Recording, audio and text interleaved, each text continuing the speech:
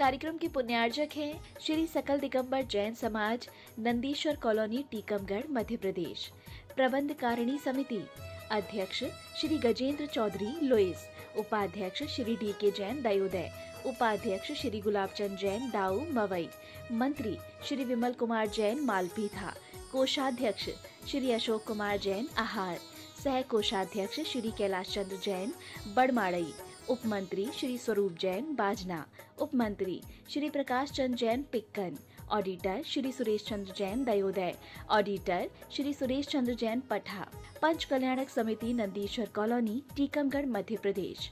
कार्यकारी अध्यक्ष श्री जिनेंद्र जैन, ककड़ारी। महोत्सव निर्देशक श्री विमल जैन, इलेक्ट्रिकल्स। मुख्य संयोजक श्री शिशुपाल नायक, बाबा नायक। कार्यकारी मुख्य संयोजक श्री राजीव जैन, वर्धमान।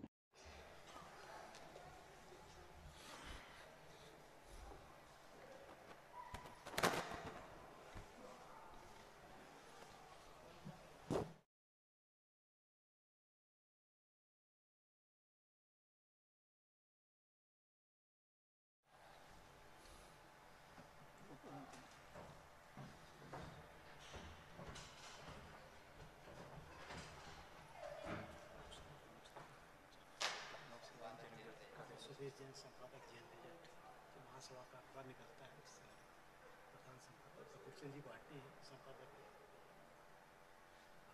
आशीर्वाद।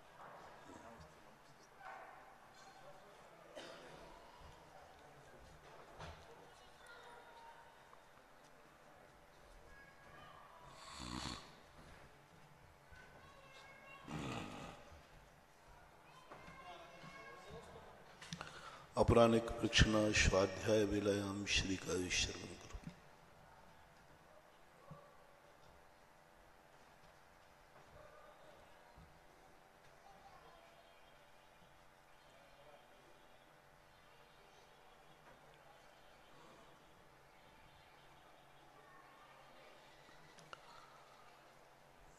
नमो अरिहंताण,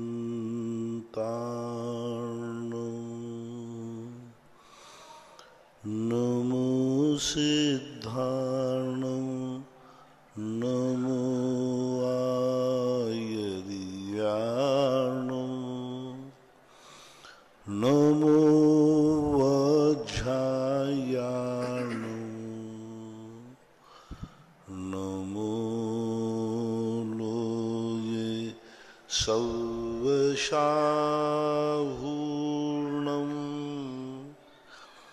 पंच परमेष्टि भगवान की जय। श्री गुरुवर कुंद कुंद महाराज की जय। आचार्य श्री गुरुवर विद्यासागर महाराज की जय। परम पूजनीय निर्व्यापक श्रमण मुनि श्री सुधा सागर जी महाराज की जय। छुल्लक रत्न श्री 105 गंभीर सागर जी महाराज की जय। सभी श्रोतागण एवं जिज्ञासु पूज श्री को नमोस्तु करें। नमोस्तु मुनि श्री, नमोस्तु नमोस्तु नमोस्तु। इच्छामि महाराज जी, इच्छामि। सचिन जैन बाहुबली इंदौर से पूछते हैं, जगत पूज्य निर्व्यापक श्रवण मुनि श्री के चरणों में बारंबार नमोस्तु। महाराज जी, पर्सनल प्रॉपर्टी लेने के लिए करोड़ों रुपए हैं और बोले गई दान की राशि नहीं देने के लिए 100 बहाने बनाने वालों को कैसा पुण्य या पाप का बंध होगा? कल कहा था मैंने कि पुण्य जो प्रकार के हैं, एक पापानुबंधी और एक पुण्यानुबंधी। पापानुबंधी जब पुण्य होता है वह धर्म नहीं करने देता, वो धर्म के बहाने नहीं बना, बहुत बहाने बना देता है, बहुत सारे उसके परिणाम विपरीत हो जाते हैं और उसके कारण से वह पाप की तरफ ही ले जाएगा। जैसे रावण आदि का पुण्य था, उसने संसार के कार्यों के लिए खूब खर्च किया, सोने की लंका बनाई, लेकिन अंत में जाकर के आज वो नरकों में जाके एक एक दाने को तरस रहा है। आज जो गरीब लोग हैं ये कल के अमीर थे, इन्होंने यही किया तो लक्ष्मी ने उनको अभिशाप दे दिया कि तूने मात्र मेरे से संसार ही बढ़ाया है, कभी मुझे परमार्थ की तरफ नहीं लगाया, तो वही इनके जीवन को आगे जाकर के उस धन से रहित कर देगी। अमीर लोगों को सदा गरीबों की तरफ देखना चाहिए। आज उनकी ये हालत क्यों हुई? कल वो तुम्हारे जैसे ही थे, तुम्हारे जैसे धनवान थे, पर उन्होंने कभी भी, उनके नगर में, उनके गांव में, उनके पास सब कुछ था, जैन कुल था, फिर भी देने का भाव नहीं आया। बहाने अनेक बना सकते हैं। कर्म और धर्म, ये दो व्यक्ति के सामने कोई बहाना नहीं चलता। कर्म और धर्म के सामने कोई बहाना नहीं चलता। अपन दुनिया की आंख में धूल झोंक सकते हैं, लेकिन कर्म और धर्म की आंख में धूल, वो सबको देख रहा है कि तुम्हारा भाव क्या है, तुम्हारा परिणाम क्या है। कल पछताओगे, उस समय हम कुछ भी नहीं कर पाएंगे। आज हम गरीबों को कुछ नहीं कर पाते।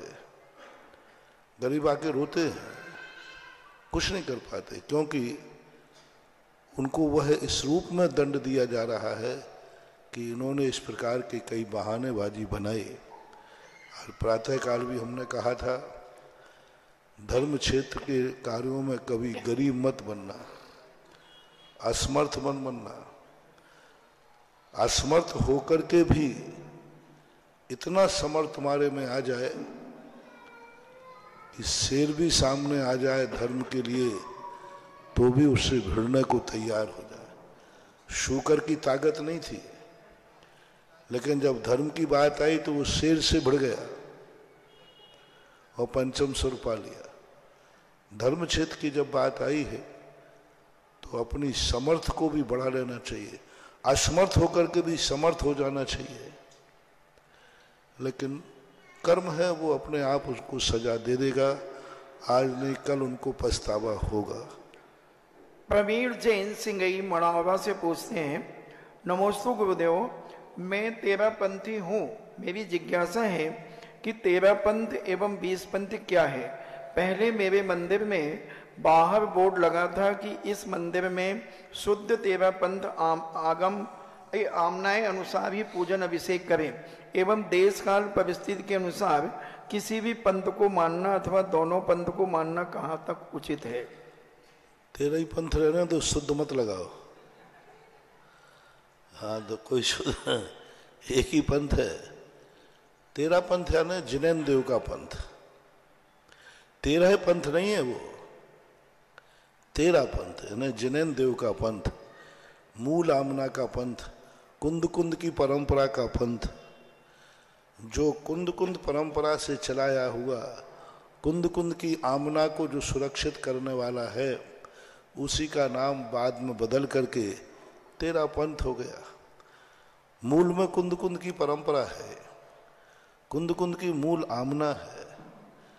कुंद कुंद की परंपरा को रक्षा करने वाला एक नाम टाइटल दिया 16वीं शताब्दी में। 16वीं शताब्दी के पहले यही पंथ कुंद कुंद मूल आमना के नाम से जाना जाता था। कुंद कुंद की मूल आमना जो है वह साक्षात जिनेन देव से शुद्ध केवलियों से परंपरा से चली आई, और कुंद कुंद आमना को चलते जा रहे थे। किसी कारण से 16वीं शताब्दी के अंदर एक सांगानेर में विषमवाद हुआ 1664 में। 1664 में एक नरेंद्र कीर्ति नाम के भट्टारक दक्षिण से आकर आमेर की गद्दी पर बैठे, और उन्होंने आमेर की गद्दी में बैठकर दक्षिण की जो परंपराएं थी, पुन्नाट संघ की, एक पुन्नाट संघ हुआ है, पुन्नाट संघ की परंपराओं को उन्होंने उत्तर भारत में चलाने का प्रयास किया। सांगानेर में एक अमरचंद भौसा रहते थे। उन्होंने कहा कि भट्टारक जी, कुंद कुंद की मूल आमना इस उत्तर भारत में चलती है, आप नई परंपरा क्यों चला रहे हैं? बोले मैं गद्दी पर बैठा हूं, मेरी ही परंपरा चलेगी। तो पूछा भौसा जी ने कि भाई आप कितने प्राचीन हैं, कब से परंपरा चली पुन्नाट संघ की? तो निर्णय हुआ, फैसला हुआ कि कल ला करके अपने अपने प्रमाण दिए जाएंगे, कौन पुराना कौन नया। तो भट्टारक जी अधिकतम 7वीं शताब्दी तक के प्रमाण ला पाए। 7वीं शताब्दी के पहले किसी भी ग्रंथ में इस प्रकार के पंचामृत अभिषेक, स्त्री अभिषेक आदि के उल्लेख नहीं पाए गए। 7वीं शताब्दी के पहले जलाभिषेक आदि की परंपराएं जो थी, और अमरचंद जी भौसा जो थे वो पहली शताब्दी का प्रमाण लाए, त्रिलोक परिणति आदि का, कि पहली शताब्दी से लेकर 7वीं शताब्दी तक कुंद कुंद की मूल परंपरा चलती थी। जलाभिषेक होता था, पुरुष ही अभिषेक करते थे, जो शुद्ध जो आमनाएं थी कुंद कुंद की। लेकिन अब इस समय क्या हुआ कि उस समय ये परंपरा में दोनों में विवाद हो गया। तो भट्टारक जी आगे का प्रमाण न ला पाए, भौसा जी लाए, दोनों में विवाद हो गया। क्योंकि भट्टारक गद्दी पर रहते थे, अधिकार रहता था। अमरचंद भौसा को धक्का मार के सांगानेर के मंदिर से बाहर निकाल दिया। बाहर निकालने के बाद अमरचंद भौसा सीधे आगरा गए। आगरा में पंडित बनारसी दास जी विराजते थे। पंडित बनारसी दास की अध्यक्षता में उत्तर भारत के लोगों की एक मीटिंग हुई, और उस मीटिंग में ये प्रस्ताव पास हुआ गया कि भट्टारक से माना जाए कि ये परंपराएं कैसी हैं, क्या है, क्या नाम है इनका, आगम में क्या नाम है। उन्होंने कोई नाम का उल्लेख नहीं किया, उन्होंने 20 पंथ नाम दे दिया। पंडितों ने मिलकर के अपनी परंपरा का नाम 13 पंथ दे दिया।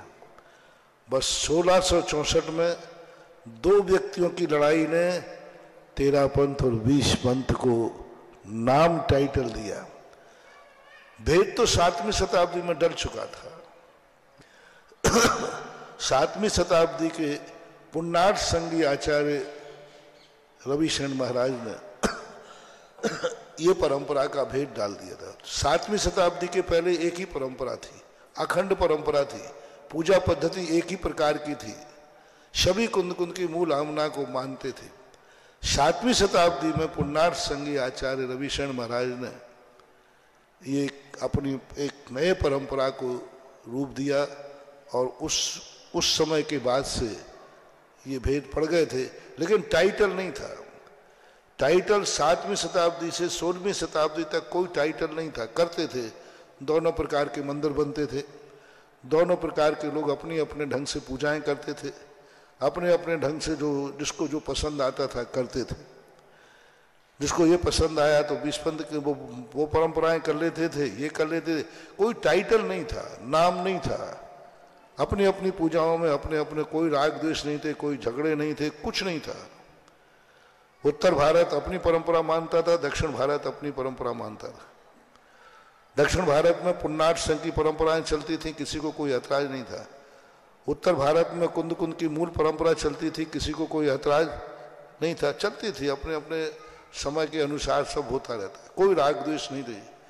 लेकिन 16वीं शताब्दी 1664 में जब ये बात सामने आई तो नरेंद्र कीर्ति भट्टारक और अमरचंद भौसा के दोनों विवादों ने, 2 व्यक्तियों के विवाद में इतना बड़ा रूप ले लिया कि उनको टाइटल देना पड़ा। इसलिए 1664 में 13 पंथ और 20 पंथ ये नाम दिया गया। इसकी जो खोज है डॉक्टर कस्तूरचंद कासलीवाल जी ने, यह सारा इतिहास एक सांगानेर का इतिहास करके एक छोटी सी पुस्तक लिखी थी कि एक सांगानेर के मंदिर का क्या इतिहास रहा है। तो उस सांगानेर के मंदिर के इतिहास के अंतर्गत उन्होंने यह किया कि 1664 में इसी मंदिर से एक इतना बड़ा गुबार उठा कि आज सारे भारत में ये 2 पंथों के नाम से जाने लगे। तो अब ये इतिहास जैसा हमने पढ़ा, जैसा हमने सुना, आपको बता दिया, हम इस संबंध में कुछ भी नहीं जानते हैं। पदम कुमार हमारा इस संबंध में कोई ज्यादा ना मेरा क्या हुआ क्या नहीं हुआ मेरी रुचि भी नहीं है, और मैं जानना भी नहीं चाहता हूं। लेकिन जो पढ़ा है आपने इतिहास पूछा तो इतिहास हमने बता दिया। इतिहास बहुत खतरनाक होता है। हिस्ट्री ज्योग्राफी बेवफा, रात भर रटा दिन में सफा। लेकिन हमने दिन में पढ़ा था और दिन में ही मुझे याद भी है। तो मुझे भी ये मालूम नहीं था। जब वो कस्तूरचंद कासलीवाल हमारे सामने मौजूद थे, उनसे डिस्कशन भी हुआ, चर्चा भी हुआ। उन्होंने अपनी किताब को लिपिबद्ध भी किया सांगनेर के इतिहास में। जब पढ़ कर के ये बात सामने आई तो लग तो रहा था, क्योंकि ये दोनों पंथों के नाम प्राचीन आचार्यों ने कहीं नहीं लिखे। किसी भी आचार्य के ग्रंथ में 16वीं शताब्दी के पहले ग्रंथ में कहीं भी, इतिहास में, शिलालेख में, मूर्ति में, कहीं भी दोनों पंथों के नाम कहीं देखने में नहीं आए। 16वीं शताब्दी के बाद जरूर प्रकीर्ण रूप से देखने में आए। फिर इसके भेद उपभेद होते गए। फिर उन्होंने भेद किया एक करके, और गुमानी लाल एक पंथ और चला उसमें। गुमानी लाल का पंथ भगवान के ऊपर अभिषेक न करके उनके सामने छड़ी रखकर उस पर अभिषेक करते थे। गुमानी लाल के मंदिर सांगानेर वगैरह में बने हैं, जयपुर में भी हैं। फिर भेद बनते रहे। फिर किसी ने तेरा पंथ भी उन्हें अच्छी नहीं लगा तो उन्होंने कह दिया शुद्ध तेरा पंथ। इन पंथों के चक्कर में मत पड़ो, पथ को अपनाओ और मंजिल को पाओ। पथ के ऊपर एक बिंदी तो आई है, और वो बिंदी कहां बैठी जाकर के? ऊपर। वो बिंदी ही अहंकार है, बिंदी ही विवाद है। और बिंदी पथ के, बिंदी हटा दो, पथ पर चल चलो। पथ पर अधिकार है चलने वालों का, दीपक पर अधिकार है जलने वालों का। पद्म कुमार जैन चूरू राजस्थान से पूछते हैं, नमोस्तु गुरुवर, आर्ष मार्ग और तारण तरण पंथ में मूल अंतर क्या है? अब तुम आज क्या मधुमक्खियों के छत्ते वाले प्रश्न कर रहे हो? देखो, जो जिस परंपरा में चल रहा है कोई छोड़ने वाला नहीं है, कोई विवाद के विषय नहीं है। मैं तो यही कहता हूं, इन सब विवादों को छोड़कर क्षमता परिणाम आ जाए, वही धर्म को रूप मानो। ये बाह्य क्रियाएं हैं। हमारे यहाँ मुंह में पाखुड़ी भी दवाई है, भगवान के लिए ले गया। जूठी पाखुड़ी भी भक्ति के रूप में प्रस्तुत की गई। और थोड़ा बिना धुली हुई द्रव्य चढ़ा दी तो उसकी भी निंदा की गई। बिना धुली द्रव्य चढ़ाई तो निंदा की गई, और मुंह में पाखुड़ी दबा के ले गया तो उसकी प्रशंसा भी की गई है। तो इन सब में विवाद के विषय हैं। जो जिस पंथ को मान रहा है वो हटने वाला नहीं है। प्रमेय रत्नवालाकार ने एक बहुत अच्छी बात कही है कि सबसे बड़े संसार के मोह हैं संप्रदाय व्यामोह और पंथ व्यामोह। बहुत अच्छा शब्द दिया। संप्रदाय और पंथ व्यामोह संसार के मोह से भी ज्यादा ताकतवान होता है। संसार का मोह तो फिर भी टूट जाता है, लेकिन संप्रदाय और पंथवाद के मोह नहीं टूटते। अब ये सारी की सारी चीजें विभिन्न प्रकार के हैं। अब यहां से घोषणा करने में इतिहास पढ़ लेना, समझ लेना। पहले भी मैं एक दो बार बोल चुका हूं। कई लोगों को अच्छा लगता है और कई लोग दूसरों के लिए नमक छिड़कने के लिए भी कई बार पूछते हैं। वो मेरी एक कमजोरी जानते हैं ना तुम लोग, एक मेरी कमजोरी बहुत बड़ी जानते हो, इसलिए ऐसे प्रश्न आते। और महाराजों के पास नहीं आते। और मेरी एक कमजोरी जानते हो। क्या कमजोरी है? मेरी सबसे कमजोरी तुम्हें मालूम है कि मैं किसी को छेड़ता नहीं हूं, और जो मुझे छेड़ता है उसे फिर मैं छोड़ता नहीं हूं। इसलिए तुम ऐसे प्रश्न छेड़ देते हो महाराज, फिर कुछ ना कुछ तो बोलेंगे। व्यर्थ है, राग द्वेष होते हैं, कसाएं बढ़ती हैं। आजकल सत्य पचाना बहुत कठिन हो गया है। सत्य बोलना भी आज बहुत बड़ी शांति का कारण नहीं। सत्य बोलने से लोगों को कसाय होती है, राग द्वेष होते हैं। आज सत्य कोई नहीं सुनना चाहता है। एक व्यक्ति के पास दूध था, उसने प्रवचन सुना, प्रवचन सुनकर वो दूध में पानी मिलाता था। उसने भाव महाराज ने कहा पानी नहीं मिलाना चाहिए, उसने कहा ठीक कल से नहीं मिलाऊंगा। वो कल से निखालस दूध ले गया, सबको दूध दिया, सबने दूध पिया, सबको दस्त लग गए।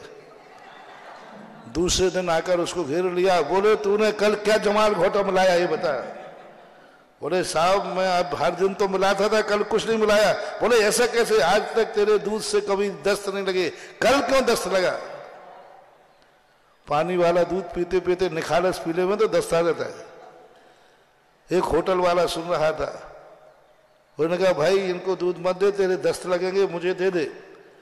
और सब गांव वालों को बुला के कहा गारंटी लेता हूं मैं, दूध के दस्त लग जाए तो गारंटी है। उस होटल वाले ने दूध लिया, पानी मिलाया, बोले जाओ दस्त लग जाए तो ठीक है। सबने कहा ये दूध ठीक है। तो आज सत्य की हालत है कि सत्य वो निखालस दूध है कि आज लोगों को सत्य पछता नहीं है, दस्त लग जाते हैं। इसलिए अच्छा है बिना दस्त के पानी मिला पिएते रहो बेटा, लगे रहो, चलने दो, गाड़ी चल रही है। ये संप्रदायों के झगड़े बहुत बड़ी कसाई के कारण बनने लगे हैं, इसलिए इनको समझो, छेड़ो मत। संजीव कुमार जैन कारी वाले नमोस्तु गुरुदेव, पारसनाथ धाम में सभी लोग सदस्य के रूप में जुड़ना चाहते हैं, जुड़ रहे हैं, मगर दाम बिना निर्धन दुखी यानी जिनके पास पैसे कम हैं महाराज जी वो नहीं जुड़ पा रहे हैं, तो क्या वो छोटी छोटी राशि मंदिर निर्माण में दे सकते हैं? पहले तो तुम ये बताओ कि तुम निर्धन क्यों हो? क्योंकि तुम तो अमीर थे, इसलिए अमीरों से मेरा कहना है थोड़ा निर्धनों के बीच में उठा बैठा करो, सुबह शाम निर्धनों की बस्ती में घूम के आया करो, क्योंकि कल तुम्हें उसी में जन्म लेना है, किसी निर्धन के यहाँ बेटा बनना है। किनसे कह रहा हूँ? अमीरों से।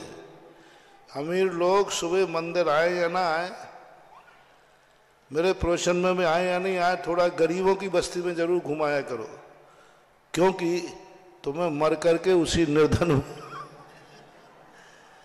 और उनको विशेष रूप से कह रहा हूं जो धन तो कमा रहे हैं, समर्थ भी हैं, लेकिन दान आदि के भाव नहीं होते हैं, दान आदि में उनके प्राण निकलते हैं, बहाना उनको एक गरीबों के बीच में जरूर जाना चाहिए। आज ये गरीब क्यों बना है, क्या कारण है, और वो देख के आना चाहिए। जो गरीब पसंद आ जाए उसी पर टिक लगा लेना, अगला भाव तुम्हारा उसी के यहाँ जन्म जाएगा। ये सिद्धांत है। रही बात आपके सहयोग की, अमीर तो आप कुछ ना कुछ अपना सहयोग, शक्ति प्रमाण, शक्ति को छुपाना नहीं, जो शक्ति है अंश रूप में दी जाती है। जैन दर्शन मात्र वो दर्शन है जहां गज मोती चढ़ाना भी कम है, जहां मक्के के दाने चढ़ाना भी बहुत है। मक्के के दाने चढ़ाना भी बहुत है और गज मोती चढ़ाना भी कम है। सवाल आपकी शक्ति का है, जो शक्ति हो वह करना चाहिए। Yashwant Singh retired GST officer Lalitpur से पूछते हैं, नमोस्तु गुरुदेव, किसी लेखक ने लिखा है कि मुहूर्त से भी महाबली इंसान का मनोबल होता है। पूज्य इसमें शंका है, जिज्ञासा है, क्या हम किसी भी अच्छे काम को मजबूत मनोबल के साथ बिना शुभ मुहूर्त देखे नमोकार महामंत्र का जाप करते उसे प्रारंभ कर सकते हैं? देखो, हमेशा ये जिसकी चटराग्नि तेज होती ना, वो ट्यूबलाइट भी खा जाता है। ट्यूबलाइट होते ये खा जाते हैं, कीले खा जाते हैं, तो सभी लोग ट्यूबलाइटें खाने लग जाओ। अब कोई लोग एक आध ट्यूबलाइट खा गया, थोड़ा पुण्य का उदय, जितने जो पुण्य के उदय होते ना बड़े आदमी, इनको बड़ा बहुत, हम ज्योतिष मोतिष कुछ नहीं जानते। हाँ, अभी थोड़ा पुण्य का उदय है। जब थोड़ा सा भी कमजोर आ जाता है ना, तो ककड़ी का बीज भी दस्त लगा देता है। काय का बीज? ककड़ी का बीज भी दस्त लगा देता है। ये सब थोड़े पुण्य के उदय में ऐसा भाव आता है। तो जब तुम्हें बिना मुहूर्त के काम हो रहा है तो ये मत समझना मुहूर्त गलत है, ये मत समझना कि मुहूर्त बेकार है, ये समझना हमारे पुण्य का उदय है जो मुहूर्त से भी बड़ा है। पुण्य का उदय मुहूर्त से बड़ा होता है।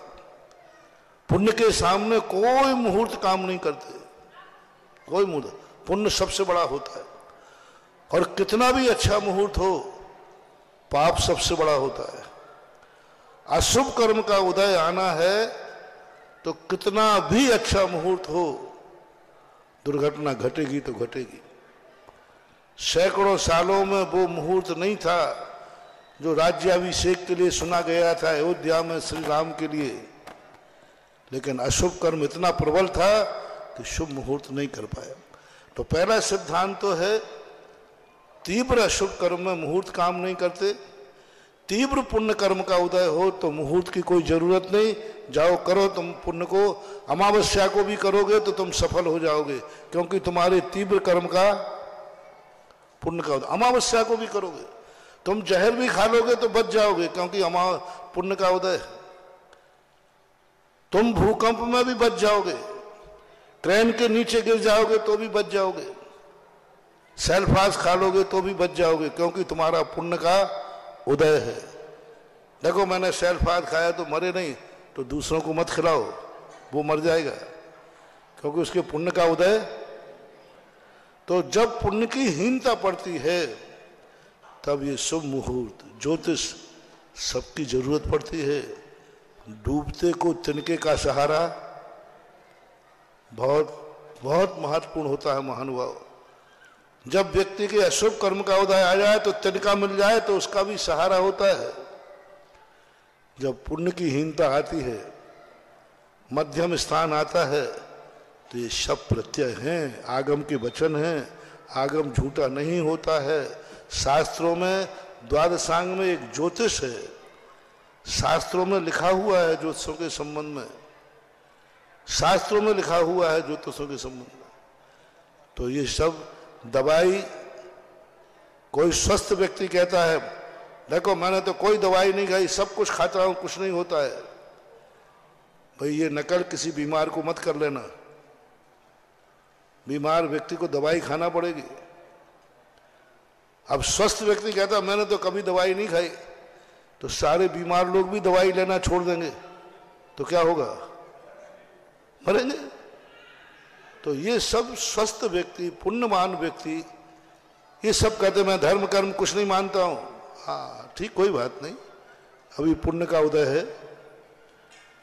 और जब अशुभ कर्म के उदय आएंगे ना, तो फिर देखना तुम पंडितों से ज्योतिष दिखाते फिरेंगे। फिर हाथ की रकील देखना इस हाथ में रकील में धन है कि नहीं है, देखना मेरे हाथ में है कि नहीं।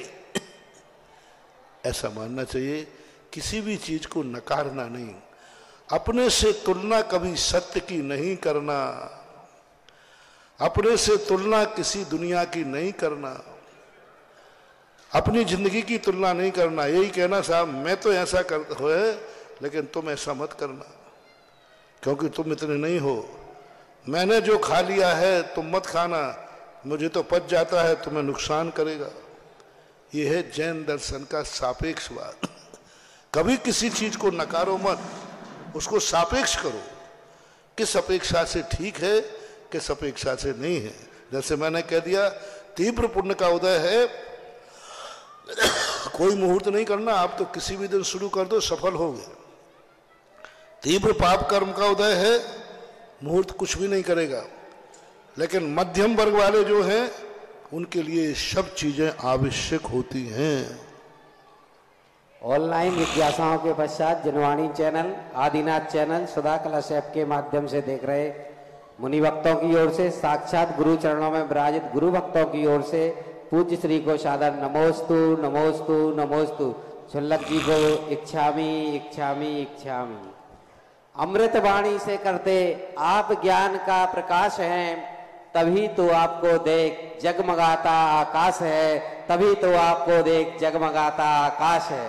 पूज्य गुरुदेव, ये आपकी कमजोरी नहीं है क्योंकि जब लोगों को आगम के परिप्रेक्ष्य में जैन धर्म और दर्शन के सिद्धांतों की व्याख्या नहीं मिलती है तो वो कहाँ जाए बेचारे, वो तो आपकी शरण में आते हैं। मैं तो कहता हूँ पूज्य मुनि पुंगव श्री सुधा सागर जी महाराज की शरण में आते रहिए, क्योंकि यहाँ आने पर ही जिनका लीवर खराब है वो लीवर भी गुरु चरणों में ठीक हो जाता है। ऐसी गुरु जी की विशेषता है। आज के जिज्ञासा समाधान कार्यक्रम की प्रथम जिज्ञासा करेंगे श्रीमान एडवोकेट महेंद्र कुमार जी मड़वैया, पूर्व प्रबंधक श्री अभिनंदन तीर्थ। इसके बाद तैयार रहे कुलदीप जैन शिक्षक। आध्यात्मिक संत परम पूज्य गुरुवर मुनि श्री सुधा सागर जी महाराज के चरणों में सत बार नमोस्तु नमोस्तु नमोस्तु। छोलक जी के चरणों में इच्छामी। उपस्थित महानुभाव, जैसा कि अभी तक आप सबने सुना था चमत्कारों के बारे में, मैं महरोनी वालों के पुण्य की सराहना करता हुआ आप सभी के चरणों में भी प्रणाम करता हूं कि आप देखें एक चमत्कार कि आपके मन में जो था वो आपने पा लिया और यशोदा तीर्थ क्षेत्र में भी अब गजरत की आपकी आवाज पूरे देश भर में फैल गई। बहुत बहुत सराहना आपकी। मैं उन लोगों से कहना चाहता हूं जो मुनि विरोधी हैं, मैं अपनी जिज्ञासा करूं उसके पूर्व एक दो लाइन में अपनी बात कहना चाहता हूं कि जरा आकर के देखो इनकी आंखों में, जरा दर्शन तो करो। बहुत थर्मामीटर आपने लगाए, अब आप नजर बदल दो, केवल नजरों को बदलो तो नजारे बदल जाएंगे, नजरों को बदलो तो नजारे बदल जाएंगे, और किनारों लहरों को बदलो तो किनारे बदल जाएंगे। कोशिश करने पर क्या नहीं बदलता इस दुनिया में, कोशिश करने पर क्या नहीं बदलता इस दुनिया में। भावों को बदलो तो भव ही बदल जाएंगे, भावों को बदलो तो भव ही बदल जाएंगे। जैन कुल में पैदा होने से कोई जैनी नहीं होता। ऐसे मार्ग पर चलाने वाले गुरुदेव आपके बीच में विराजमान है।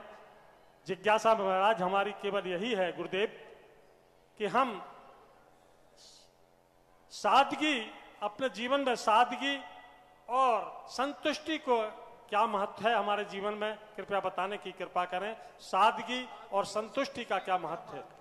सादगी और संतुष्टि, सादगी हमारी एक सभ्यता है।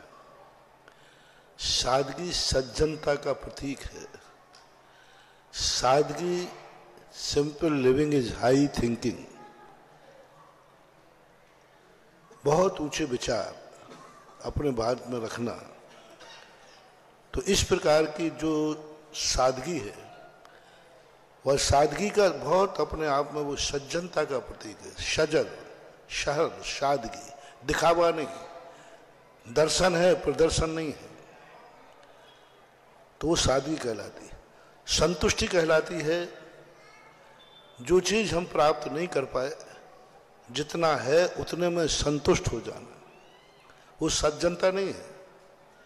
जितना है उतने में संतुष्ट हो जाना, दूसरे की वस्तु पर नियत खराब नहीं करना, जो हम नहीं पा पाए उसके संबंध में आकुलता नहीं करना, संतुष्ट रहना। संतुष्ट धर्म है, सादगी सभ्यता है, संतुष्टि धर्म है। संतुष्टि जो है बहुत बड़ी चीज है और वो धर्म आत्मा की प्रकट होता है। और सादगी वो सज्जनता है जो बाहर रूप में व्यक्ति अपने को दिखाना नहीं चाहता, यूं मानना चाहिए। दोनों में इतना अंतर है। नमोस्तु भगवान, नमोस्तु। जिज्ञासा करें कुलदीप जैन शिक्षक। इसके बाद तैयार रहे राजेश जैन नुना, महामंत्री यशोदय। मुनि श्री के चरणों में मेरा और मेरे परिवार की तरफ से बारंबार नमोस्तु नमोस्तु नमोस्तु। छुल्लक श्री को इच्छामी इच्छामी इच्छामी। महाराज जी, विगत दिवसों में आपने नंद्यावर्त के बारे में बहुत कुछ बताया। मेरी जिज्ञासा यह है कि श्री सम्मेश शिखर जी और अयोध्या जी को शाश्वत तीर्थ कहा गया है।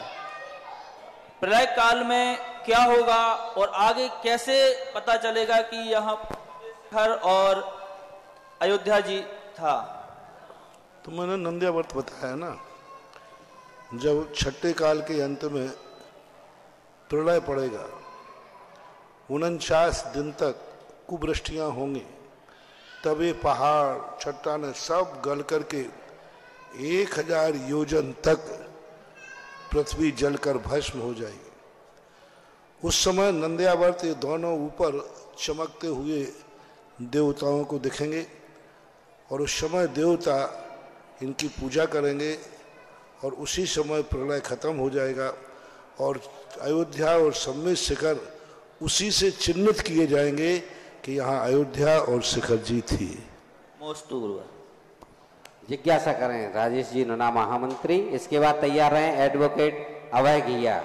जगत पूज्य मुनि श्री के चरणों में यशोदय तीर्थ क्षेत्र कमेटी एवं सकल दिगंबर जैन समाज महरौनी का साथ बारंबार नमोस्तु नमोस्तु नमोस्तु। छुल्लक जी के चरणों में बारंबार इच्छामी इच्छामी इच्छामी। हे भगवान, जब से आपका पदार्पण महरौनी में हुआ है तो महरौनी में पंच कल्याणक की डेट या विधान की डेट कोई भी आई हो, पंच कल्याणक विधान से भी अच्छा माहौल पहले दिन से ही चल रहा है, जैसे पंच कल्याणक पहले दिन से ही प्रारंभ हो गया हो। भगवान, ये जो यशोदय तीर्थ क्षेत्र में आपके आशीर्वाद से पाषाण चौबीसी का आपके आशीर्वाद से विश्व की सबसे बड़ी पाषाण चौबीसी का शिलान्यास आपके सानिध्य में होने जा रहा है। भगवान, इसके पुण्यार्जक तो पूरे हो चुके हैं, लेकिन अब बाहर से कई लोगों के फोन आ रहे हैं कि मुनि श्री के सानिध्य में इस क्षेत्र में कोई ऐसी अद्वितीय रचना या उसका आशीर्वाद लें जिसमें हम सभी लोग पुण्यार्जन कर सकें। तो हे भगवान, अब ऐसी कौन सी अद्वितीय रचना जो आसपास कहीं किसी क्षेत्र में ना हो, इस क्षेत्र में ऐसी कौन सी अद्वितीय रचना हो जिसमें सभी लोग पुण्यार्जन कर सकें? पहली बात है कि इस बार ऐसा माहौल बना यहाँ कि यही समझ में नहीं आ रहा है कि विधान में पंचकल्याणक हो रहा है कि पंचाणक विधान हो रहा है। वो एक साहित्य में आता है, नारी बीच साड़ी है कि साड़ी बीच नारी है कि नारी है कि साड़ी है कि साड़ी ही तो नारी है। ऐसे ही आ रहा है कि ये पंचकल्याणक है कि सब लोग पूछे कि ऐसा कभी हुआ है क्या? माने कि जो दुनिया में कहीं नहीं हुआ वो महरौनी में हो रहा है। ऐसा कभी हुआ है कि विधान में पंचकणक या पंचकणक में विधान और विधान के साथ पंचकणक, पंचकणक के साथ शिलान्यास चौबीसी का, बड़े मंदिर का, विशाल का, और वो भी 24 नाम पूरे हो चुके हैं। 24 मंदिर बन चुके, दातारों के नाम पूरे हो गए। मैंने कहा कि मैं शिलान्यास जब ही करता हूं जब पहले दातार हो, बेफालतू नेताओं जैसा शिलान्यास नहीं करता कि करके चले जाओ। सब हो गया। और ये ऐसा विधान कि पद समोषण, 24 समोषण विधान, और उसके भी जो लोग कहते होगा कैसे, विधान की पूजा होगी कि पंचकणक की पूजा होगी? विधान की पूजा होगी गर्भ कल्याणक होगा, विधान होगी कि दीक्षा कल्याण, विधान होगा केवल ज्ञान कल्याण। यदि यही चमत्कार और अतिशय देखना है तो जब होगा तब आके देख लो ना। अब मेरे से लोग पूछा, महाराज जी होगा कैसे ये बताओ? पंच कल्याणक के कार्य भी अपने आप में पूरे कार्यक्रम होते हैं और विधान भी अपने आप में विधान होता है। ये दोनों कार्य एक साथ कैसे चलेंगे? तो ज्यादा चिंता क्यों कर रहे हो? सब और निकट से देखना है तो इस विधान में और पंच कल्याणक में इंद्र बन जाओ। कोई पंचकणक में इंद्र बनता है, कोई विधान में बनता है। इसमें बने हुए इंद्र दोनों लाभ में लेंगे। वो इंद्र विधान करेंगे, वो इंद्र पंचकणक करेंगे। कोई नए इंद्र नहीं है पंचकणक के। तो निकट से देखना है तो आप लोग खुद इंद्र बन जाइए, सामान्य इंद्र बन जाइए और उसमें आकर के देखिए।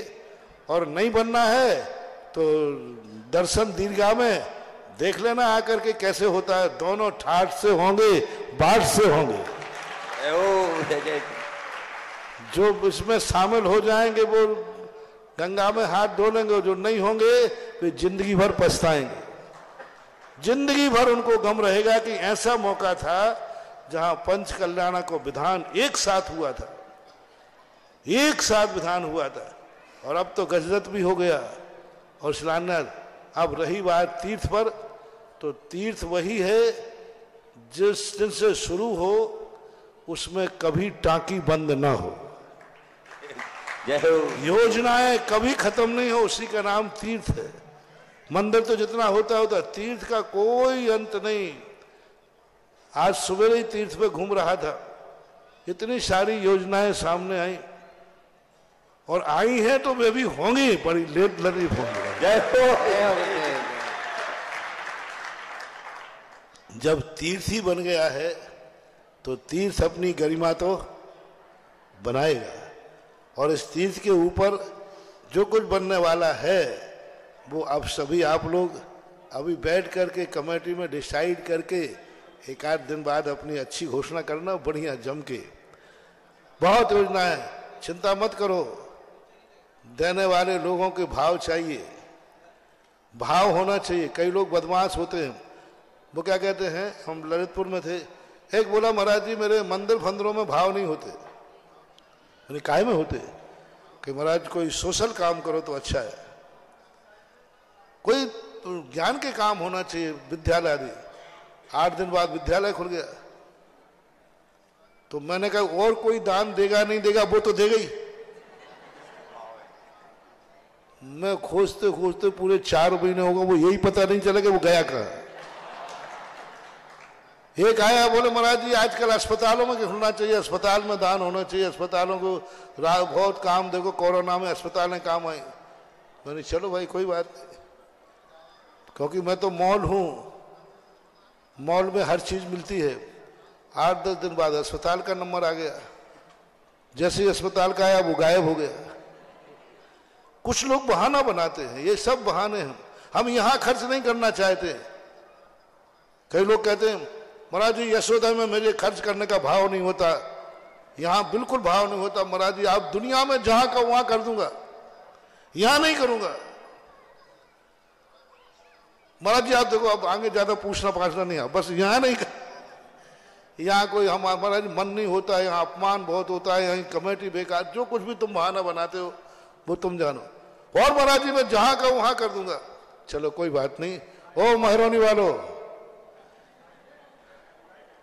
यशोदय में खर्च करने वाले बहाना सब खत्म हो चुका है। अब बड़ा मंदिर चालू होने वाला, आ जाओ मैदान में। बहानेबाज कहीं का, बहानेबाज कहीं का। अरे ठीक है यहां खर्च नहीं करते, यहां तुम्हारा बड़ा मंदिर हो रहा है, जो यहां खर्च नहीं करते वे बड़े मंदिर में मैदान में आ जाएं। अब जिनको बहाना ही करना है तो सब बहानेबाज हैं। मैंने कहा ना, धर्म और कर्म से कोई बहाना छुपेगा नहीं, उसका हश्र अच्छा नहीं होगा। बहाने मत बनाओ, शक्ति को मत छुपाओ, ये मत करो, बदनाम मत करो कि हम यहाँ इसलिए दान नहीं देते हैं क्योंकि यहाँ ऐसा है ऐसा है। ये सब तुम्हारी बहुत बड़ी भूल है, बहुत बड़ा पाप कमा रहे हो। चलो दूसरी जगह दो, मंदिर में नहीं देना है, विद्यालय में दो, विद्यालय में नहीं देना, अस्पताल में दो, अस्पताल में नहीं देना है, गरीब वाले में देना है, तो वहां पर एक जनक जननी आश्रम भी खुल गया। ललितपुर में तो मैंने सारे आइटम खोल दिए, और 4 महीने में ऐसी घोषणा सुन सुन करके लोग थक गए। मैंने उन्हीं बहाने वालों, मैंने कहा चलो तुम्हें सोशल करना है, जनक जननी में दे दो, वो तो गरीबों का काम है, वो तो असमर्थों की सेवा है, वहां दे दो। अन्नपूर्णा में दे दो, गरीबों को भोजन कराना उनको है। चलो और कहीं नहीं कर सकते हो तो पशुशाला गौशाला में दे दो। कहीं तो दूरे, देना करना कुछ है नहीं, मात नाटक करना है, बहाना बनाना है और दूसरों को बदनाम करना है। अरे जो कर रहे हैं उनकी प्रशंसा करो, तुमसे तो वो भी होने वाला नहीं है। वो कम से कम कुछ कर तो रहे हैं, चाहे मंदिर में दे रहे हो, चाहे विद्यालय में दे रहे, कम से कम दे ही तो रहे हैं। तुमसे तो कुछ भी नहीं बनने वाला, तुम तो आलोचना करते रहो। वो एक बार की बात है ना, तो प्रश्न कर दिया तो कि बादशाह ने बीरबल से पूछा कि बादशाह बीरबल जी ये बताओ हमारे हाथ में बाल क्यों नहीं है, पूरे शरीर में बाल थे उनके। अब बीरबल तो कलाकार थे, उन्होंने कहा जनाब है आपके हाथ में हाल नहीं, क्योंकि आप इतना दान देते हैं, दान दे देते बाल तो बादशाह बोले बीरबल चापलूसी कर रहे हो तो तुम लोगों के हाथ में क्यों नहीं है बाल? बोले राजा साहब इतनी सी बात है, आपके देते देते बाल खत्म हो गए, हम लोगों के लेते लेते खत्म हो गए, क्योंकि आपने इतना दान दिया कि बाल खत्म हो गए, हम लोग लेते लेते। तो बीरबल अभी भी कमी है, कुछ लोग ऐसे हैं ना जो देते हैं और ना लेते हैं। तो बोले राजा साहब उनके हाथ मलते मलते बाल खत्म हो गए, देना नहीं लेना नहीं, हाथ मलते हैं ना कई लोग। तो इस क्वालिटी के लोग होते हैं, बहुत गलत होते हैं। आप महरौनी वालों के लिए यशोदा तीर्थ क्षेत्र जो है वो महान है, ये तो तीर्थ ही है। जिनका तीर्थ से घृणा हो, बड़ा मंदिर का द्वार खुलने वाला है अभी, हाँ बहुत बड़ा द्वार खुलने वाला है, और इस तीर्थ क्षेत्र का द्वार भी 1-2 दिन में खुल जाएगा। जिनको जो सब आइटम है, यहाँ विद्यालय भी है, हाँ शांति निकेतन है, अभी एक मंदिर बनना है जिसको ज्ञान दान में देना हो, तो बहाना नहीं, कुछ करो, ऐसा करें। नमोस्तु नमोस्तु। पूज्य गुरुदेव के मुखारविंद से जो निकल जाता है भक्त उसे सत्सा पालन करते हैं। पूज्य गुरुदेव कल यशोदा तीर्थ क्षेत्र पर एक संतशाला और धर्मशाला की आपके द्वारा आदेश हुआ था, भावना हुई थी, हाँ आज आपने प्रवचन में भी उसकी चर्चा की। आपके अनन्य भक्त लखनऊ से, गोमती नगर लखनऊ से एक संतशाला में एक कमरा की घोषणा हुई है 7 कलश की राशि से। श्री अनिल कुमार जैन नायक पुत्र स्वर्गीय श्री कैलाश चंद जी नायक, आर्य अंजन, गोमती नगर लखनऊ, आहार दान के उपलक्ष्य में संतशाला में एक कक्ष के निर्माण की 7 कलश की राशि की स्वीकृति श्री अनिल कुमार, श्रीमती अर्चना, श्री दिलीप कुमार, श्रीमती वंदना, कुमारी साक्षी, अमन, देशनाथ, समस्त मिठिया परिवार को यह सौभाग्य प्राप्त हुआ है। जिज्ञासा करें धनपति कुबेर अभय घिया एडवोकेट जी। इसके बाद तैयार है हमारे ब्रह्मचारी भैया विनोद भैया जी।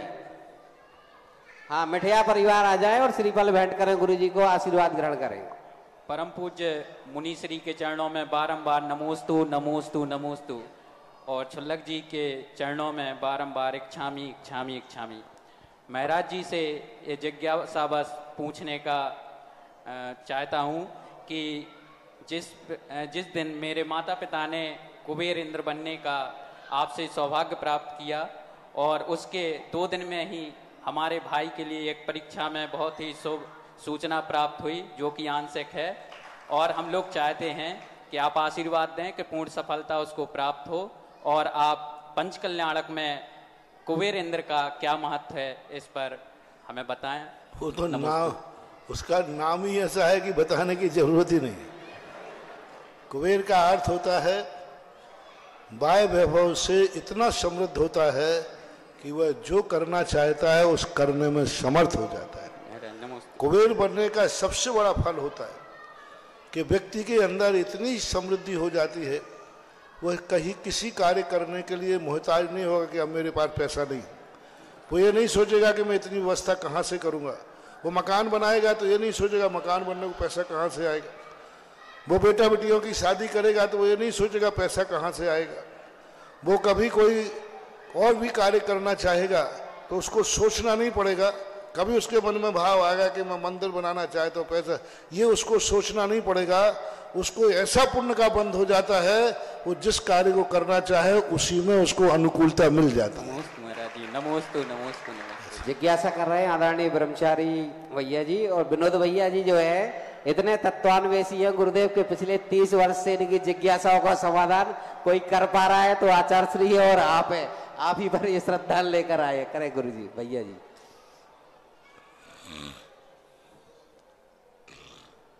मुनिवर के चरणों में कोटिशा वंदन, छुल्लक जी के चरणों में इच्छामी। ये सत्य है, मैं विगत 40 वर्ष से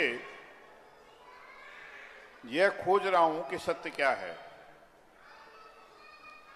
और चूंकि जैन परिवार से हूं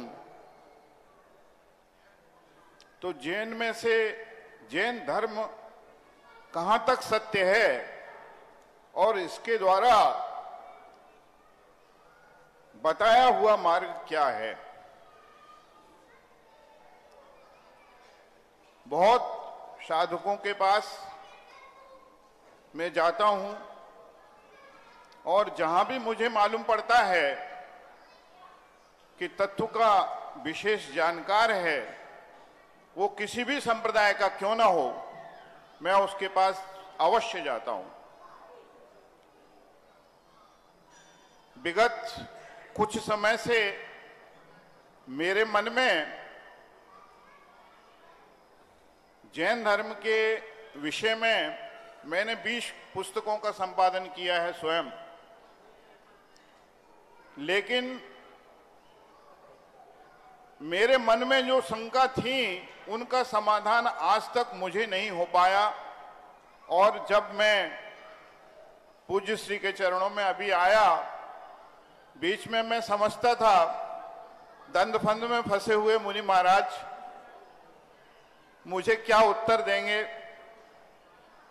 मैं समझता था मंदिर और अन्य कार्यों में उलझे हुए हैं, तत्व की सूक्ष्म विषय विवेचनाओं को कैसे प्रस्तुत कर पाएंगे, इसलिए मैं कभी आने का प्रयास नहीं किया। पारस भैया ने मेरे से कई बार कहा एक बार महाराज जी के पास आप आओ, तो मैंने कहा ठीक है।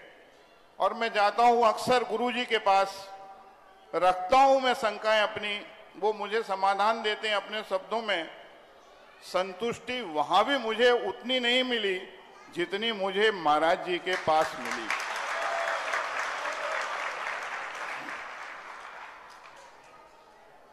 मेरा आज का प्रश्न ये है, जीव का लक्षण उपयोग कहा गया है और ये सिर्फ जैन दर्शन में ही उपयोग लक्षण कहा गया है। उसके 2 भेद किए हैं, ज्ञानोपयोग और दर्शनोपयोग। ज्ञानोपयोग के 8 भेद किए हैं, दर्शनोपयोग के 4 भेद किए हैं। यह आचार्य उमा स्वामी ने कहा है। इसके अलावा आचार्य कुंद स्वामी भी बार बार यही प्रस्तुत कर रहे हैं कि पुद्गल से जीव द्रव्य भिन्न है और वह उपयोगमयी है। यह उपयोग व्यवहारिक तल पर हम इसे कैसे समझें कि उपयोग यह शक्ति कैसी है, ऐसे व्यवहारिक उदाहरण मुझे चाहिए जिसके माध्यम से मुझे यह समझ में आया यह उपयोग है, ऐसा यह उपयोग होता है। कहीं भी इसका स्पष्टीकरण जैन ग्रंथों में देखने को प्राप्त नहीं होता। उपयोग है और चैतन्य से अनविधायी परिणाम उपयोग है, उसके ये भेद होते हैं। लेकिन व्यवहारिक तल पर हम यह कैसे समझें कि यह उपयोग आपका इस प्रकार से काम कर रहा है और इसके ये भेद हैं, इसकी भावात्मक व्याख्या मैं चाहता हूं गुरुवर से, जिससे मुझे स्पष्ट हो सके कि वह उपयोग कैसी शक्ति है।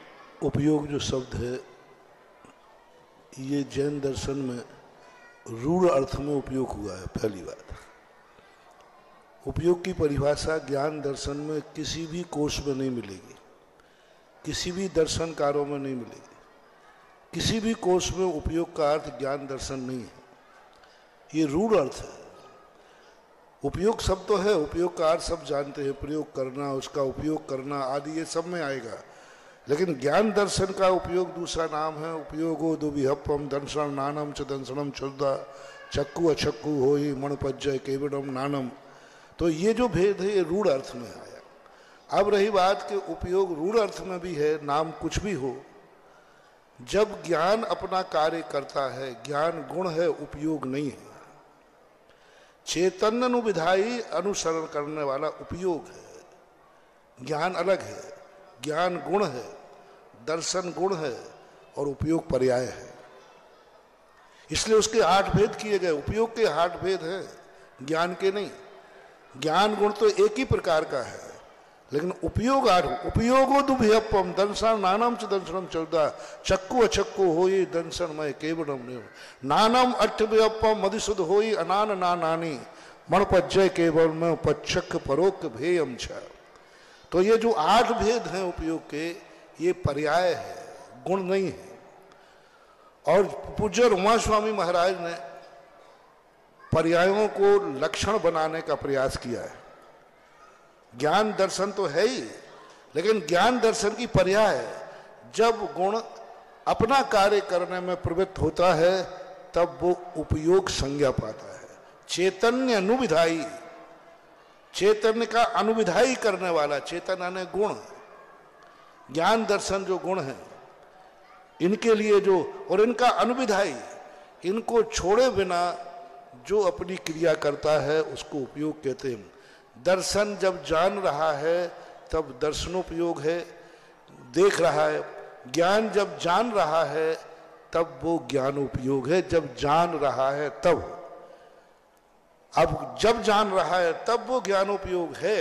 यानी अब इसको अपन व्युत्पत्ति अर्थ में ले लें, उपयोग किसे कहते हैं? घड़ी का उपयोग कब है? जब हम समय जानना चाहें, है ना? तो घड़ी का क्या उपयोग है? इसी प्रकार ज्ञान का उपयोग क्या है?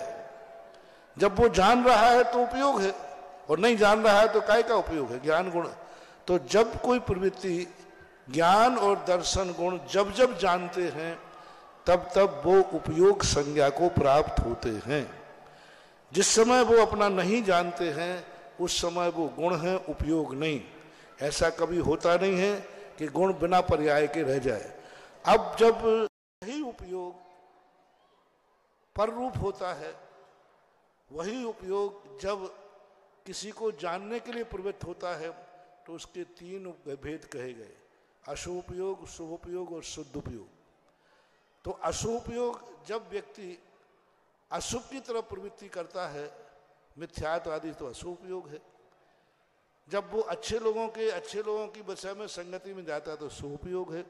शुद्ध उपयोग भी जो है हमारे उपयोगी 3 ही उपयोग है, एक सामान्य उपयोग, एक अशुभ उपयोग, एक शुभ उपयोग और शुद्ध उपयोग। जो अशुभ उपयोग है वो है, शुभ उपयोग उपकारी है, शुद्ध उपयोग जो है हमारे लिए साधन है, उपकारी नहीं साधन है।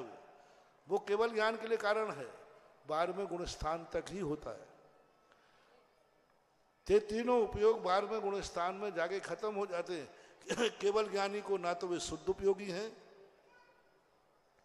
ना शुभ उपयोगी हैं, ना अशुभ उपयोगी हैं, वे मात उपयोगवान हैं। अरहंत 14वें 13वें गुण स्थान वर्ती वो सिद्ध भगवान शुद्ध उपयोग में नहीं आते। शुद्ध उपयोग 11वें 12वें गुण स्थान में होता है, उनका शुद्ध उपयोग नहीं है, वे मात उपयोग है, ज्ञान उपयोग में मात लीन है। वो किसी पदार्थ को जान नहीं रहे हैं, यहां तक कि वो अपनी आत्मा को भी नहीं जान रहे। वो अपनी आत्मा को भी नहीं जान रहे, पर पदार्थों को तो जानते ही नहीं, जानने में आते हैं, अपनी आत्मा को भी नहीं जानते। वो तो चेतन अनुभवाई है। पंचास्तिकाय में पूज्यवर कुंदकुंज स्वामी ने लिखा, ज्ञान चेतना, ज्ञान चेतना शुभ उपयोग अशुभ उपयोग उपयोग में नहीं है। जानने में ज्ञान चेतना नहीं है। पाण मदिकंताणम नानम बिंदंती ते जीवा, वे सिद्ध भगवान ज्ञान चेतना में रहते हैं, वो आत्मा को भी नहीं जानते। आत्मा कैसी है ये भी नहीं जानते, आत्मा अरूपी है ये भी नहीं जानते, आत्मा ज्ञान दर्शन वाली है ये भी नहीं जानते, आत्मा ज्ञान उपयोग वाली है ये भी नहीं जानते, जीव का लक्षण उपयोग है ये भी नहीं जानते, जीव है ये भी नहीं जानते। वो तो आनंद में लीन रहते हैं। जैसे व्यवहारिक उदाहरण, जब व्यक्ति कोई मिष्ठान खाता है, खाने का जब आनंद आता है तो ये भूल जाता है कि मैं क्या खा रहा हूं, बस खा रहा हूं, आनंद आता है। उतनी देर के लिए जब वो आनंद की अनुभूति करता है ना, उस समय वह एकदम भूल जाता क्या है, बस आनंद ही आनंद है। उसे ये मालूम नहीं कौन सी मिठाई है, कौन खा रहा है, कैसे खा रहे हैं, इसमें क्या डला हुआ है, कुछ नहीं, आनंद की अनुभूति। उसकी झलक शुद्ध उपयोग में देखने में आती, जहां ध्यान ध्याता ध्येय को न विकल्प वच भेदन कहाम, चिद्भाव कर्म चिदेश करता चेतना क्रिया तहाँ तीनों अभिन्न अखिन्न शुद्ध उपयोग की निश्चल दशा प्रगति जहां दृग ज्ञान व्रत तीन धा एक ही लशा। बहुत अच्छी बात कही पंडित जी साहब दौलत राम जी ने कि तीनों ज्ञान दर्शन, तीनों ज्ञान का अनुभव नहीं, दर्शन का नहीं और तीनों का भी नहीं, मात आनंद ही आनंद है। सिद्ध भगवान नहीं जानते हैं कि जीव का स्वरूप क्या है, नहीं जानते हैं कि ज्ञान दर्शन वाला हूं, वो तो मात प्रति क्षण आनंद में चैतन्य का अनुभव करते। इसलिए सिद्ध भगवान को भी शुद्ध उपयोगी नहीं कहा, चेतन ज्ञान चेतना कहा। तो व्यवहारिक उदाहरण यही है कि जब किसी व्यक्ति को आनंद आता है तो वो भूल जाता है ये आनंद कर्ता कौन है, कर्म कौन है, करण कौन है, अधिकरण कौन है, बस आनंद। सब कुछ इंद्रियां बंद हो जाती है। मैं रसना इंद्री से स्वाद लेता हूं, नहीं, आंख बंद हो जाती है, कान सुनना बंद कर लेते हैं हम। रसना इंद्री का भी ज्ञान नहीं आता जब आनंद आता है। मैं चख रहा हूं रसना इंद्री से, ये विकल्प नहीं आता आनंद के समय। आनंद के समय सब भूल जाता है, आंख भी बंद है उसकी, कोई आंख काम नहीं करे, कान का कुछ भी सुनाई नहीं पड़ता। पांचों इंद्रियां का विषय गौण होकर के जब वो एक क्षण के लिए जो आनंद की अनुभूति होती है खाते समय, वह आनंद सिद्धों को अरहंतों को होता है। वह है ज्ञान चेतना। उपयोग लक्षण में तो क्या रखा, ये तो पहचान की बात है, ये तो प्रवृत्ति है। ज्ञान उपयोग लक्षण वाला है, ऐसी अनुभूति जो चल रहा है वो तो सुपयोगी है, असुपयोगी है, वो तो चिंतन में है, प्रवृत्ति में, उसको आनंद नहीं आ रहा है। जहां गुण गुणी का भेद हो जाए, भेद खत्म हो जाए, लक्ष्य और लक्षण खत्म हो जाए, किसका लक्षण है ज्ञान, वो भी खत्म हो जाए, ये लक्षण है ये भी खत्म हो जाए, पर्याय पर्यायी का, लक्ष्य लक्ष्य का समस्त संबंध खत्म हो जाते हैं, वो कहलाती है चेतनानुविधायी, वो कहलाती चेतना। और उसका अनुविधायी करने वाला जो होता है वो उपयोग होता है। ऐसी उपयोग संज्ञा आचार्यों ने दी है, उसका हमें अनुभव करना है। आचार्यों ने तो मार्ग लक्षण बना दिया, आत्मा का लक्षण ज्ञान दर्शन है, ऐसा कुंद स्वामी ने कहीं नहीं कहा, कहीं नहीं कहा। उमा स्वामी महाराज ने कहा है तत्वार्थ सूत्र में, पूरे समय सार में आत्मा ज्ञान दर्शन वाली है, ऐसा नहीं कहा आत्मा ज्ञायक स्वभाव वाली है। उन्होंने आत्मा के लक्षण की चर्चा ही नहीं की, पूरे समय सार में कहीं नहीं कहा आत्मा का स्वभाव ज्ञान दर्शन है। उन्होंने कहा नहीं, आत्मा का स्वभाव ज्ञायक है, आत्मा का स्वभाव ज्ञाता दृष्टा है। और ज्ञाता दृष्टा का जो अनुभूति है वही ज्ञायक भाव है। वो ज्ञायक भाव की जो अनुभूति करता है वही वास्तविक में परमानंद है, परम पारणा का भाव है। टंकोत्कीर्ण एक ज्ञायक पिंड स्वरूप, कितनी अच्छी बात पूज्यवर अमृतचंद सूर्य महाराज ने कही।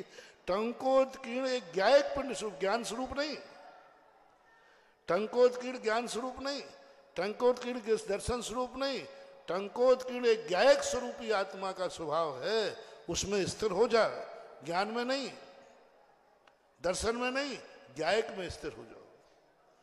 ये वस्तु क्या है इसमें नहीं, कौन खा रहा है इसमें नहीं, किससे खा रहा है इससे नहीं, किससे आनंद आ रहा है इससे नहीं, आनंद में लीन हो जा। उसको बोलते हैं जैन दर्शन का परम पारणा में ज्ञायक भाव, परमानंद बोलते हैं। जिज्ञासा में तो इतना ही कह पाऊंगा, और क्या कहूं।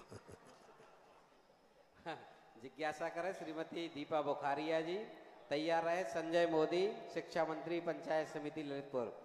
अनिल जी मिठिया परिवार आए, श्रीफल भेंट करें, आज आहार दान का जिन्हें सौभाग्य मिला है। श्रीमान अनिल कुमार जी, कोषाध्यक्ष जैन समाज महरौनी, श्रीमती अर्चना, दिलीप कुमार, श्रीमती वंदना कुमारी, साक्षी, अमन, देशराम मिठिया परिवार आए, श्रीफल भेंट करें। जैसे एक उन्होंने अभी ब्रह्मचारी ने कहा कि महाराज जी इतने कार्यों में उलझे रहते हैं, भीड़ भाड़ रहती है, दुनिया भर के लोग आते हैं, महाराज क्या तत्व चिंतन करेंगे। ऐसे ही एक बात महापुराण में भरतेश वैभव में आई है एक बात चक्रवर्ती से किसी ने कह दिया, उसकी पत्नी से उसकी लड़ाई हो गई, तो बड़ा परेशान था वो अपनी बीवी से, बहुत परेशान था। तो बीवी को कहता हुआ, मेरी एक में नाक में दम है, उसकी 96,000 में उसकी क्या हालत हो रही होगी। मैं तो एक में नाक में दम हो रही, उनकी तो उस चक्री की क्या हालत हो गई। तो मंत्री से पूछा चक्री ने, बोले नगर में मेरे संबंध में कोई चर्चा तो नहीं है। बोले साहब है। बोले क्या चर्चा है। बोले साहब चर्चा है कि एक स्त्री में ही एक पत्नी बनाने में इस व्यक्ति का दिन रात शांति से नहीं रहता, आप 96,000 में क्या क्या हालत होगी आपकी। बोले अच्छा ये है, 96,000 में मेरी क्या हालत होगी। उसने कहा उसको बुलाओ। बुलाया गया।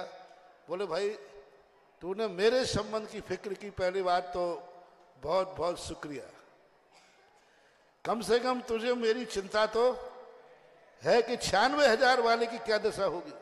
बहुत अच्छा किया। बोले घबराओ मत, मैं तुम्हें ये पुरस्कार देता हूं, इस बदले में तुम्हें ये पुरस्कार देता हूं, मेरे अंतापुर में कोई नहीं जा सकता, रणवास में जहां रानियां रहती हैं, मेरे अलावा किसी का प्रवेश नहीं है वहां। मैं तुमसे इतना प्रसन्न हूं कि तुम जाओ मेरे सारे रणवास में घूम के आओ, अंतापुर में, पूरे अंतापुर में घूम के आना, कहीं तुझे पाबंदी नहीं होगी, निषेध स्थान भी तुझे जाने योग्य रहेगा।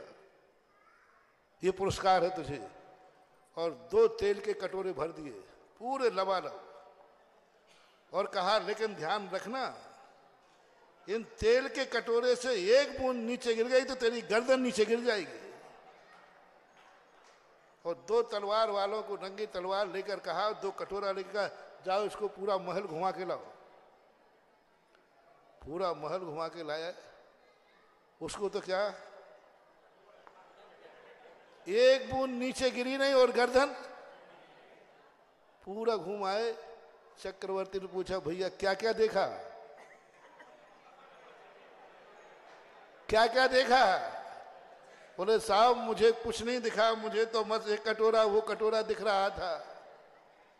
तो चक्री कहता बस ऐसे ही, मैं इस राज्य में कुछ नहीं देखता, आत्मा और परमात्मा 2 ही दिखते हैं, बस इससे ज्यादा मुझे कुछ समझ में नहीं आता। आत्मा और परमा, भरतेश बाबा रत्नाकर कवि ने बहुत अच्छा प्रस्तुतिकरण किया कि मुझे मात आत्मा और परमात्मा ये 2 ही दिखते, इन 2 से यदि मैं चूका, मैं सीधा तपेश्वरी से राजेश्वरी और राजेश्वरी से नरकेश्वरी, मुझे तो आत्मा और परमात्मा के अलावा 2 दिखते हैं। मंदिर में घूमता हूं तो परमात्मा दिखता है, कमरे में आता हूं तो आत्मा दिखता है। जब तीर्थ क्षेत्रों में घूमता हूं बनवाता हूं तो परमात्मा दिखता है, भगवान ही भगवान दिखता है मुझे तो। जब भी कोई तीर्थ क्षेत्र का काम करता हूं, कभी मंदिर के लिए कार्य करता हूं, कभी तो उसमें परमात्मा दिखता है। और जैसे कमरे में आके दिखता है तो आत्मा दिखता है। ब्रह्मचारी जी इन 2 के अलावा मुझे कुछ नहीं दिखता है। और तुम कहते हो इतनी उलझनों में है, तो चक्रवर्ती को छेड़ा था उसने, जो एक औरत में नाक में दम हो रहा है उसको 96,000, तो कहां राजा भोज और कहां गांगू। एक उलझन में व्यक्ति टेंशन में आ जाता है, फिर इतने टेंशन कैसे पालता होगा। एक घर को चलाने में मुश्किल पड़ती है, 6 खंड को कैसे चलाता होगा। लोग हमसे भी प्रश्न करते, महाराज जी आप प्रसन्न कैसे रहते हैं, इतनी उलझनें आती हैं और आपके संबंध में तो और ज्यादा टेंशन। मैंने कहा मुझे कोई फर्क नहीं पड़ता, नील बसंत पर रंग उछरना क्या। साधु का रंग नीला होता है, नील कलर होता है। साधु यदि अपने नील कलर पर उतरा है, कोई फर्क नहीं पड़ता महानुभाव, कोई फर्क नहीं पड़ता। लगता है दुनिया को 96,000 का क्या होगा, वो तो अपने आत्मा और परमात्मा को उनमें देखता है। पुण्य का जो फल है उसको ज्ञायक बना लेता है, पुण्य के फल को वो देखता है, जानता है, लेकिन भोगता नहीं है, उस तन्मय नहीं होता है। कुंद कुंद स्वामी ने कहा ना, जय विष्णु बुज्जंतो बेजो पुरुषो न मरण मुभि आदि, तह पुग्गल कम्म सुदयम न वज्जदे नानी, जहर को भी औषधि मान के खाओ, कभी मरोगे नहीं। वैद्य के हाथ से खाओ। जो कुछ भी तुम्हें विकल्प करना है आगम के अनुसार करो, शास्त्र के अनुसार करो। मूलच्छेदो न हवदि, मूल का विच्छेद नहीं होना होगा कुछ भी करो। एक दिन मैंने कहा ना, प्रवचन में कहा था, गजब कर दिया उन्होंने। मुनि महाराज से कह दिया, जम किंच भी चिंतन तो निरीह वित्ते हवे जदा साहू तम लद्दूणम एयत्तम। कितनी बड़ी बात कही। तुम कुछ भी चिंतन करो, तुम पूरे महल में घूम के आ जाओ, लेकिन दृष्टि दोनों कटोरों पर रखना। तुम कुछ भी चिंतन करना, बस उसमें आत्मा और परमात्मा का ध्यान रखना। सबको दिखेगा कि उलझ रहे हैं और वो उलझा हुआ नहीं, सुलझा हुआ है, ऐसा मानो। जिज्ञासा करें। दीपा बुखारिया जी तैयार रहें। श्री संजय जी मोदी शिक्षा मंत्री ललितपुर, अंतिम जिज्ञासा होगी इनकी। मेरे आराध्य गुरुवर के चरणों में मेरे और मेरे परिवार की तरफ से त्रिवाण नमोस्तु नमोस्तु नमोस्तु। हे शुल्लक जी के चरणों में इच्छामी इच्छामी इच्छामी। हे गुरुवर, मेरा प्रश्न है, प्रश्न क्या महाराज जी, क्या पता क्या हो जाता है, रात भर जो सोचती हूँ कि सुबह कल महाराज जी से पूछूंगी, पर सुबह प्रवचन में आप वही खुद बोल देते हैं। क्या चमत्कार है महाराज जी। क्या बोला? और महाराज जी, हम लोग इस लायक नहीं थे महाराज जी जितना आपने सम्मान हम लोगों को दिलवा दिया। जो लोग महाराज जी मजाक बनाते थे वो आज अनुमोदना करते नहीं थक रहे महाराज जी। ऐसा मेरा क्या पुण्य है महाराज जी। ऐसा और एक आगे जिज्ञासा है कि महाराज जी मेरे बच्चों के आप ऐसा आशीर्वाद दें कि आगे कुलाचार का पालन करते हुए अपनी जिंदगी को आगे ले जाए। नमस्ते महाराज जी। देखो, जब किसी वस्तु के प्रति अति श्रद्धा हो जाती है तो वो एक प्रकार का संप्रेषण बन जाता है। अति श्रद्धा, और अति श्रद्धा जब होती है तो ऐसा महसूस होने लग जाता है, आत्मा खुद वही विचार करती है जो उसके अनुकूल होता है, और परिणमन भी वैसा ही हो जाता है जैसे समोषण में बैठा हुआ व्यक्ति मन में भाव आते ही उसका समाधान आ जाता है। वो बोल ही नहीं पाया, क्योंकि उसका पुण्य इतना तेज है कि भगवान उसके पुण्य के कारण से वही बोलेंगे जो वह सोच रहा है। इसी प्रकार कभी कभी जो पुण्य की प्रकृति होती है वही समाधान मिलता है जो व्यक्ति सोच लेता है। क्योंकि मैंने कई बार कहा, प्रवचन मेरे अकेले पुण्य से नहीं होता है, मेरे प्रवचन में जो निकलता है इन हजारों लोगों का पुण्य भी उसमें शामिल है। जब मैं अकेला बैठूंगा तो मेरा पुण्य काम करेगा, मैं उतना ही बोल पाऊंगा, उतना ही समझ पाऊंगा। यहाँ हजारों लोगों का पुण्य है। कभी कभी दाता का दानांतराय कर इतना तीव्र होता है, इतना तीव्र होता है कि साधु का लाभांतराय कर्म टल जाता है। कभी कभी साधु का लाभांतराय कर्म इतना तेज होता है कि साधु का दानांतराय कर्म उदय यूं टल जाता है। तो यही परिणति बनती है, इसलिए ऐसा होता है। अपने आचार और विचारों को पवित्र रखो, यही कल्याण का मार्ग है। अष्टकुमारी में एक नाम आया है, कुमारी वर्षा खजुरिया, डॉटर ऑफ श्री महेंद्र खजुरिया, आकर श्रीफल भेंट करें और आशीर्वाद ग्रहण करें। जिज्ञासा करें मोदी जी। पूज्य गुरुदेव के चरणों में सकल दिगंबर जैन समाज ललितपुर की ओर से बारंबार नमोस्तु नमोस्तु नमोस्तु। गुरुवर, यूं तो आपने ललितपुर पर इतने उपकार किए कि गिनती गिने तो ग्रंथ लिख जाए। तो हम चूंकि एक छोटी सी जिज्ञासा है कि कुछ 27-28 साल पहले एक आपने कमरे में एक पाठशाला शुरू कराई थी ललितपुर में, और वो फिर धीरे धीरे सुधा सागर कन्या इंटर कॉलेज के नाम से आज जिले का नॉन प्रॉफिटेबल सबसे बड़ा स्कूल है हिंदी मीडियम का। आपके आशीर्वाद से वहाँ कोई धन के अभाव में कोई बच्चा कभी बाकी नहीं रहता कि पढ़ाई से वंचित रहे। आपका आशीर्वाद मीलों दूर से बच्चों को मिल रहा है। और गुरुदेव, ललितपुर में ऑलरेडी पहले से 2 स्कूल चल रहे थे इस स्कूल की स्थापना के पहले, और लगभग उनको 95 साल हो गया एक स्कूल को, और एक को लगभग 35-40 साल। लेकिन गुरुदेव, जो सुधा सागर कन्या इंटर कॉलेज ने प्रसिद्धि पाली, वो 2 ये जो स्कूल हैं ये नाम भी नहीं जानते ललितपुर के आदमी कि हमारी समाज ये स्कूल चला रही है। तो गुरुदेव जैसा आशीर्वाद सुधा सागर कन्या इंटर कॉलेज को है, थोड़ा सा आशीर्वाद इन 2 स्कूल पे भी आपका मिल जाए तो जो बच्चे इस तरफ से वंचित हैं वो भी इस पुण्य को पा जाएं और आपका नाम हम लोग दिन भर स्मरण करते रहे। गुरुदेव थोड़ी सी बस कृपा। मेरा आशीर्वाद तो सर्वव्यापी है, तुम्हारे नमोस्तु में कमी है इसलिए आशीर्वाद नहीं मिल पा रहा है। आशीर्वाद तो सर्वव्यापी होता है, हर के लिए होता है, कमी होती है नमोस्तु में।